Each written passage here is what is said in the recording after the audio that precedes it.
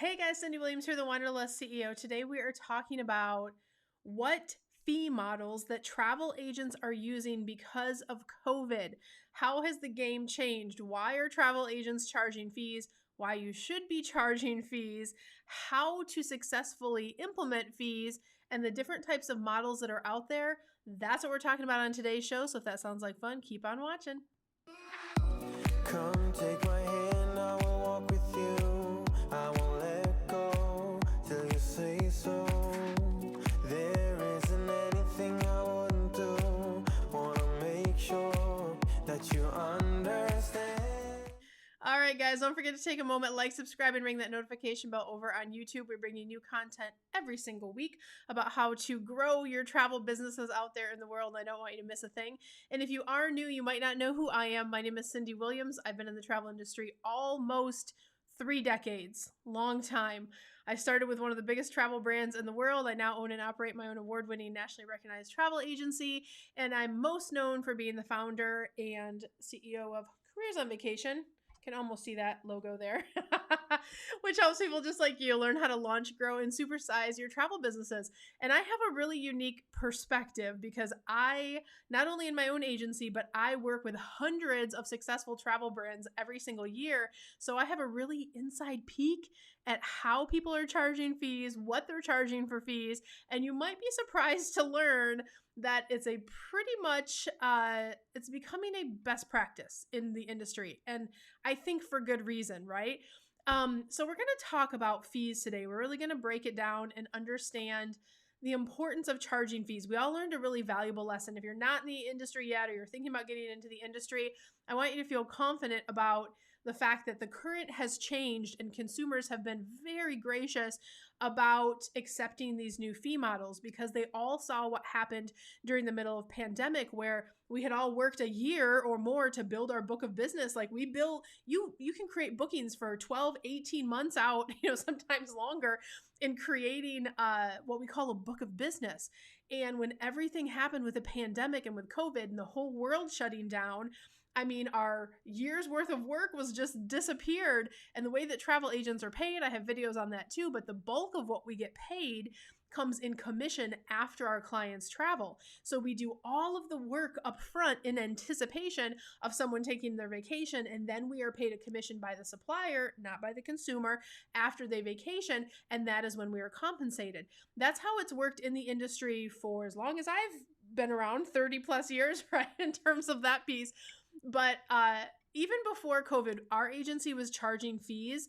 We did this for good reason because it was a tool for us to really eliminate tire kickers, was mostly why we used it.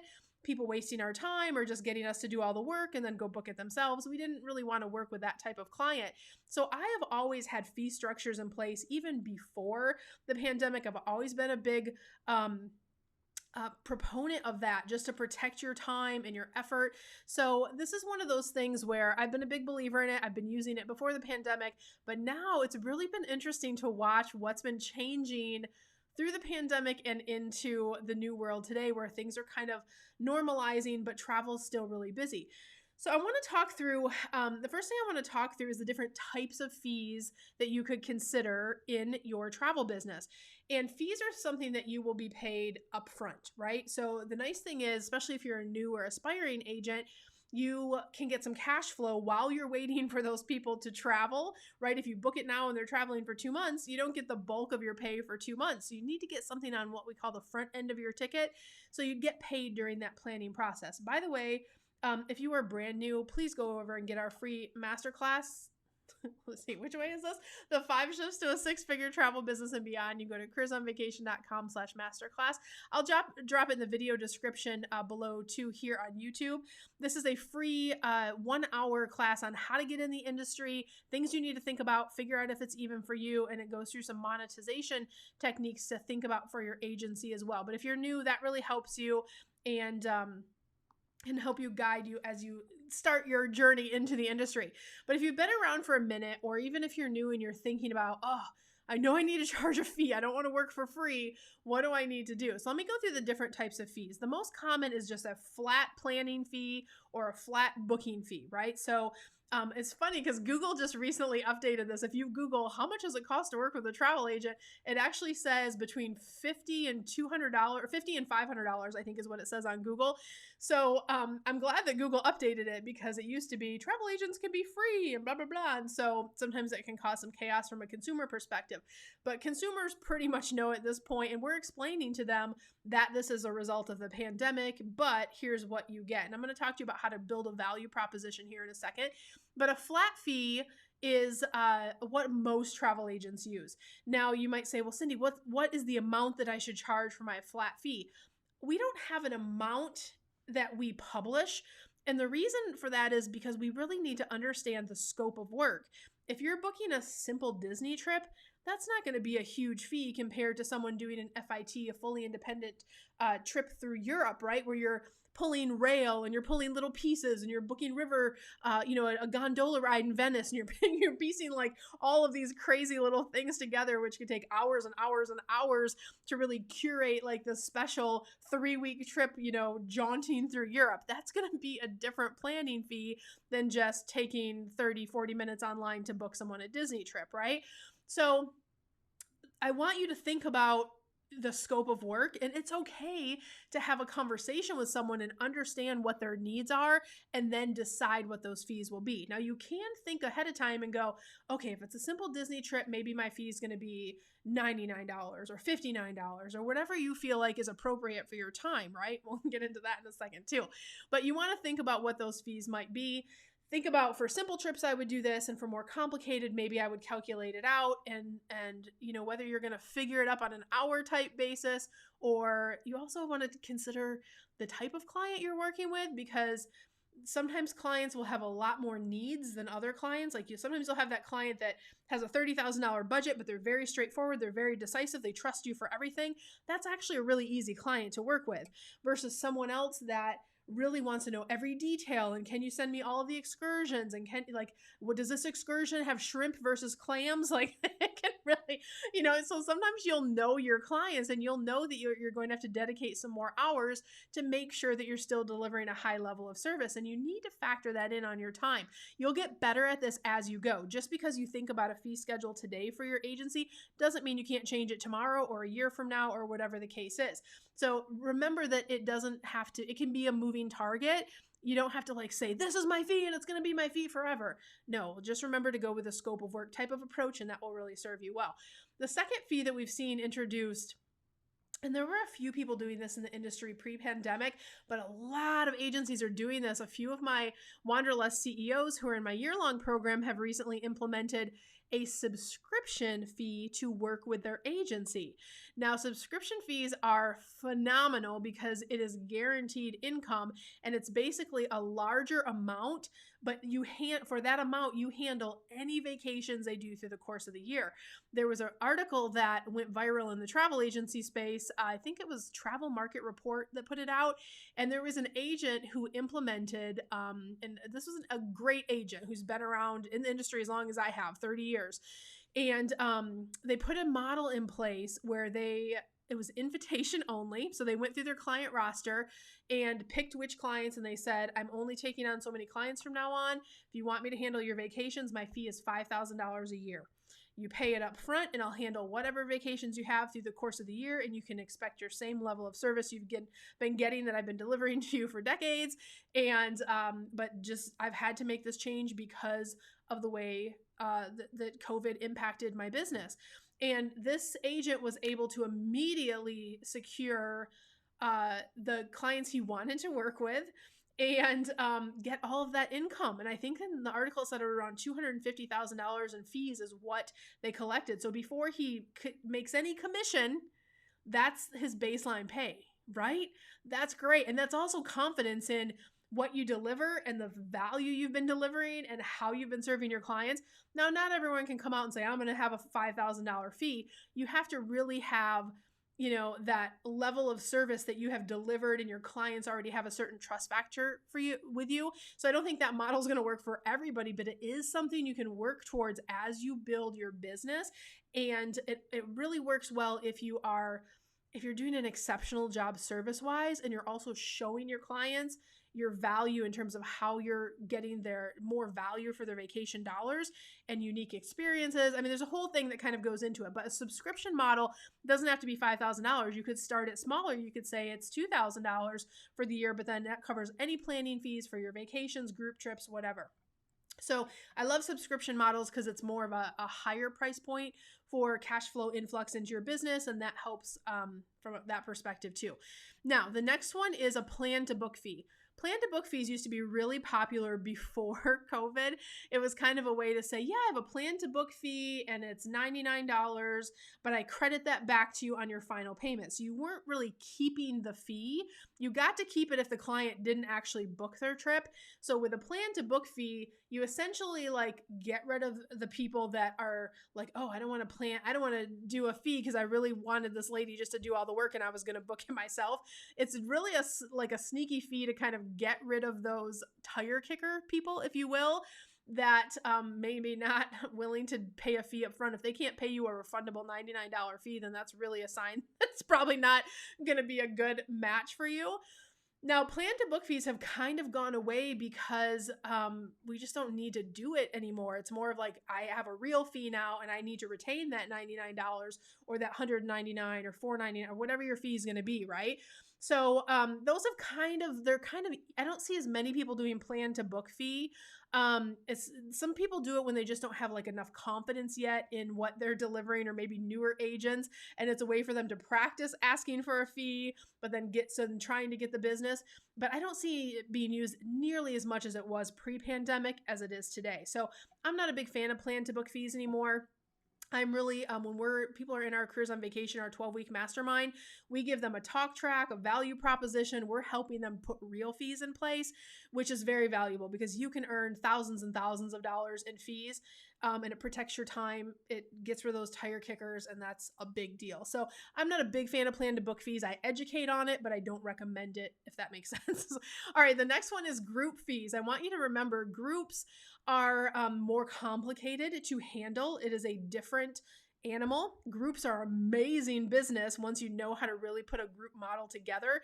You can either group space and sell it, or you can work with what we call like the head of the family, or what we call a Pied Piper. Someone who wants to take a giant group. It can be a corporate trip. It could be a retreat for an influencer. It could be a multi-generational getting 5 or 6 families together type of group trip. Any of those would qualify under the group category. So you want to think about, if I'm going to do the work of a group, what would my fee be? And it needs to be higher. You could either make it a per person fee, or you could make it a one block chunk fee that they pay up front, and then they can work out behind the scenes how they pay each other. So that's your call on how to do that. But again, think about how much time is this going to take me, and scope of work, right? So is it going to be worth your while? Make sure that fee makes it worth your while to book that trip. And also you have to have that in the back of your head. Like, what if a COVID restriction changes and the group doesn't want to go anymore, right? You have to think about those things. The last fee is one that sometimes gets underestimated, but it's called a concierge fee, or it's a special services fee. So if you're doing things that are extra special for your client, like arranging flowers in the room, or you're arranging a wine tasting, or you're doing the dinner reservations, or you're booking a Broadway show, you're doing like some of those extra things that are not commissionable, but you're going to arrange it from like A to Z. Clients love that A to Z service, and they will pay for it, right? Especially like those clients who just want a really special, unique thing, but they don't have time to be putting all of these pieces together. They're going to depend on you to do those things, and you can do it on their behalf. So a concierge fee can be added on any vacation based on how you're putting extra value into that vacation. So the next thing is, how do I determine what fees I should be charging?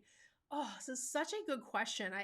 This actually came up in my Careers on Vacation mastermind call this past Tuesday. Someone said, how much, I'm really nervous to charge fees. I don't think I want to charge fees. I just don't know. And they were really nervous about it. And they said, if I do charge a fee, how much should I charge? And I said, let me ask you a question. I said, you have kids, right? And she said, yeah, I have a daughter. I said, how much is an hour with your daughter worth in your life? How much is an hour dedicated, a quality hour spending with your daughter? How much is that hour of your life worth? And she was like, oh, it's priceless, right? I said, so now think about your fee. because every time you commit to doing a vacation, that's an hour that your daughter doesn't get you.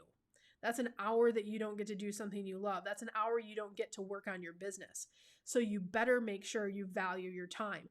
And as women, we have a hard time like standing up for our value and like asking for what we are worth. And that's the biggest thing about fees is it's a lot of times it's a mindset issue where, oh, but other travel agents are doing this for free. I don't care about other travel agents. I'm going to deliver top value. I'm going to deliver, I know I'm going to do an exceptional job. I have a certification, right? I'm going to make sure that I'm doing an amazing job for my clients, and I'm going to treat them like family. It doesn't matter what other people are doing. I don't know how they value their time or devalue it. But an hour, for me to take an hour away from my family, that's a big deal. I don't have a lot of extra hours in my life. I run 3 travel brands, right? So I'm going to charge appropriately for my time if someone wants something from me. And you guys need to do the same. So I want you to think about that when you're setting your fees. And here's the thing, don't get discouraged if someone's like, oh, okay, well, think about that. Who cares? The right fee structure will detract the wrong clients and it will attract the right ones. You want someone who values the convenience of a travel agent, that values what you do, that values the fact you'll be on the phone for 2 hours fixing a problem if it arises, right? That's the client you want to work with because they get it. So don't feel bad about that. That's actually a good thing. When someone tells you no, they don't want to pay their fee, you go, all right, great. I just got an hour back with my daughter. I just got an hour back that I can do something else. No problem. You just saved me an hour of my life I would have never gotten back. So that's how I want you guys to think about fees when you're approaching it. Value your time. Be clear on your value. That's really important. The other thing is as you guys start to implement fees or think about it, you need to think about your value proposition. We spend a lot of time in our training materials, in our talk tracks, we have a whole section on how to charge fees, how to, from a systematic, automated process, but also how to have the conversation of how to ask for a fee. You need to think about what is your value proposition, even if you are practicing that ahead of time, so you can ask for the fee. And it's okay if someone tells you no, just move on to the next one, right? So guys, I hope that helps. If you struggle with fees, if you struggle with monetizing your travel agency to the next level, if you struggle on what to say, charging fees is something that will be thousands and thousands and thousands of dollars difference in your business next year. So I want you to lean into considering this fee process and reach out to us at Careers on Vacation. If you have not already taken our 12-week mastermind, or you want to implement processes like fees, better marketing, better automation, better client service, better customer service, these are all things that we teach you in our 12-week program, which you do earn a certification. That's amazing. We're also ASTA affiliated and you get to work with real human beings. This is not an e-program. That's my team right there. You get to work with the same folks that helped me grow my businesses to the level that they are today. And we are the most reviewed program in the industry for delivering results. We have the most 5-star reviews. We have the most online case testimonials. And the reason for that is we are delivering results in the industry. It's a big deal and it makes a difference immediately to your bottom line to have these systems and processes in place. So if we can help you with that, definitely reach out to us at careersonvacation.com/ready now. Please register early because we are having the busiest year we've ever had because the world needs travel agents right now and everybody. It's a great career. It's so fun. And so people are so excited that our industry is seeing such an explosive boom. And we are so excited to be the one of the number one educators in the space. And we're honored to help you too. So guys, I hope you like the show today. Oh, I have a freebie for you. I almost forgot. We have our top 10 tools. If you haven't grabbed this already, this is my top 10 things. Some of them are totally free that you should have if you're a travel agent. And then some of them are really low cost, or we have discount codes in here for you on little things that can help your business. So grab that too. That's our little giveaway for the month. And guys, I wish you so much love, so much abundance. I wish the world, and I'll see you on the next one. Bye guys.